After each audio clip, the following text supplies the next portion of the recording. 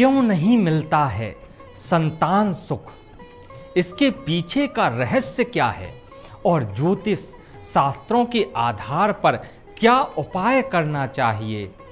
विवाह के बाद वर वधू की पहली इच्छा होती है संतान की प्राप्ति और ज्योतिष के आधार पर यह आसानी से तय किया जा सकता है कि किस उम्र में संतान होगी और संतान का सुख प्राप्त होगा या नहीं और किन योगों में मनुष्य को संतान से वंचित हो जाता है। यह सब के बारे में आपको आज बताएंगे। जय महाकाल। दर्शकों, आज का विषय बहुत ही अहम है, तो आज अपने विषय पे चर्चा करते हैं। पंचम भाव से कब और कितनी संतान होंगी इसका पता चलता है। पंचमेश जब 6, 8, 12 भाव में बैठा हो तो मनुष्य को संतान सुख में विलंब होता है।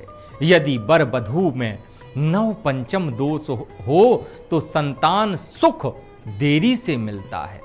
जन्म पत्रिका में लग्न महत्वपूर्ण स्थान रखता है।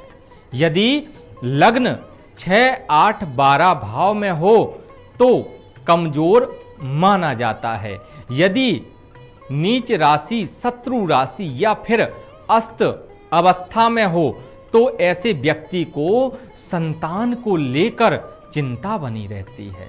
इसके अलावा जब सूर्य गुरु मजबूत अवस्था में बैठे हों तो पुत्र की प्राप्ति होती है तथा चंद्रमा व शुक्र के मजबूत होने पर कन्या की प्राप्ति होती है।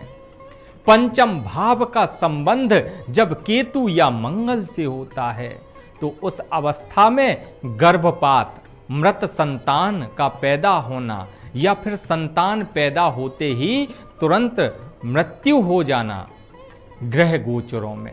जब भी गुरु लग्न पंचम, नवम और एकादश में हो तो संतान सुख का योग बनता है।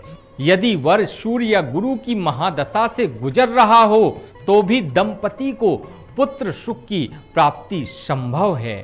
पंचमेश लग्न यदि नवम और एकादश भाव से संबंध रखता है तो उस अवस्था में उत्पन्न संतान आज्ञाकारी, धार्मिक प्रवृत्ति वाली तथा अपने जीवन में उन्नति की तरफ अग्रसर रहने वाली होती है।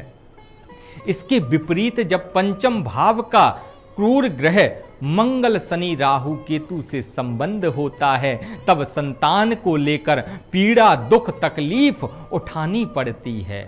पंचम भाव में जब गुरु बैठे होते हैं तो ऐसे व्यक्ति की संतान पिता से 100 गुना ज्यादा तरक्की करती है।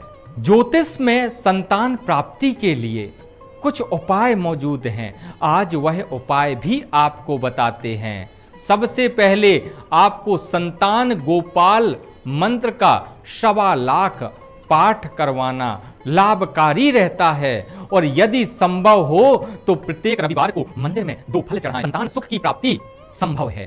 तो दर्शकों, ये बहुत ही लाभकारी उपाय था और जो गुप्त मंत्र हैं उनसे भी आप आराधना कर सकते हैं। इसी के साथ पुनः प्रस्तुत होंगे। तब तक के लिए दर्शकों, जय महाकाल।